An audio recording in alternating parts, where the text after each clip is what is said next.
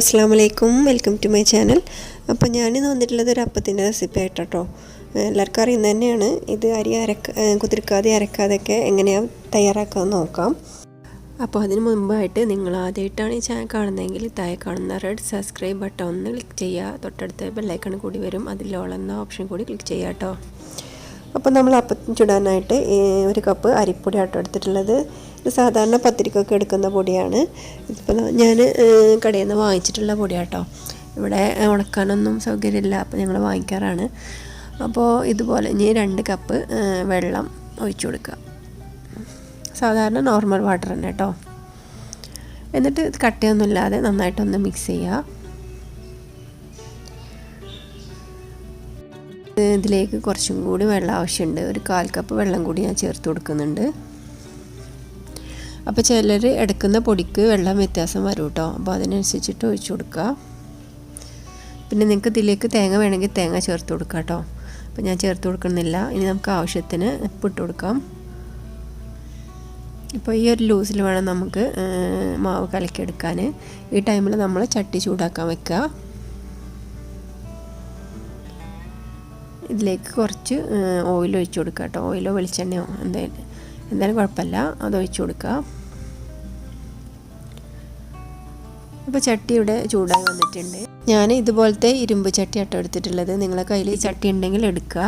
Non stick പാനിലൊന്നും എനിക്ക് അത്ര taste തോന്നിയിട്ടില്ല. ഈ ഒരു അപ്പത്തിന് ഈ ഒരു ചട്ടി തന്നെ വേണം. അപ്പോൾ ഇതുപോലെ ഓരോ തവി എടുത്തിട്ട് ഞാൻ ഒഴിച്ചു കൊടുക്കുക.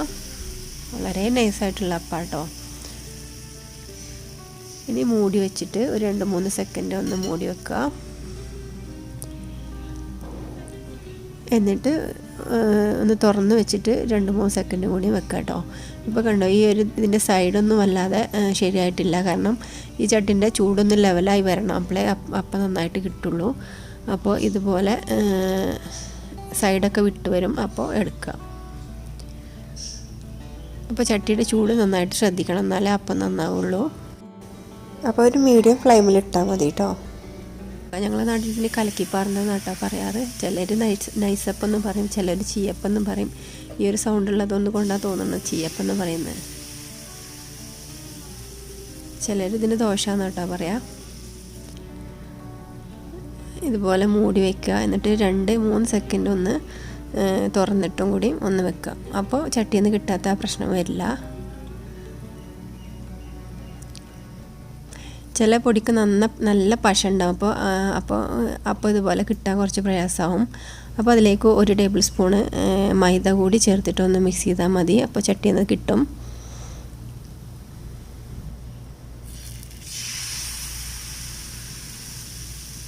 അപ്പോൾ നിങ്ങൾക്ക് ഇതിലേക്ക് തേങ്ങ വേണമെങ്കിൽ ചേർക്കാം കേട്ടോ. ഞാൻ ചേർത്തിട്ടില്ല. അപ്പോൾ നമ്മുടെ അപ്പമൊക്കെ നന്നായിട്ട് വന്നിട്ടുണ്ട്. പെട്ടെന്ന് തന്നെ നമുക്ക് രാവിലെ എളുപ്പമുള്ളൊരു പരിപാടിയാണിത്. പൊടിയെടുക്കുക, കലക്കുക, ചുടുക, ഇത്രേ പണിയുള്ളൂ. അപ്പോൾ നമ്മൾ അപ്പമൊക്കെ ചുട്ട് കഴിഞ്ഞിട്ട് നല്ല നൈസായിട്ടുള്ള അപ്പമാണ്. ഇതിൽ ചട്നിയോ മീൻകറിയോ ഒക്കെ കൂട്ടി നല്ല ടേസ്റ്റുമാണ്. ചൂടോടെ കഴിക്കാനാട്ടോ എനിക്കിഷ്ടം. ചൂടോടെ കഴിക്കുക. അപ്പോൾ നിങ്ങൾക്ക് എൻ്റെ ഈ വീഡിയോ ഇഷ്ടപ്പെട്ടിട്ടുണ്ടെങ്കിൽ ലൈക്ക് ചെയ്യാനും ഷെയർ ചെയ്യാനും കമൻറ്റ് ചെയ്യാനൊന്നും മറക്കരുത്. അതുപോലെ സബ്സ്ക്രൈബ് ചെയ്യാത്തവർ സബ്സ്ക്രൈബ് ചെയ്യുക. ഇൻഷാ അല്ലാഹ് പുതിയൊരു വീഡിയോ ആയിട്ട് ഇനിയും കാണാം. അസ്സലാമു അലൈക്കും. Thank you for watching.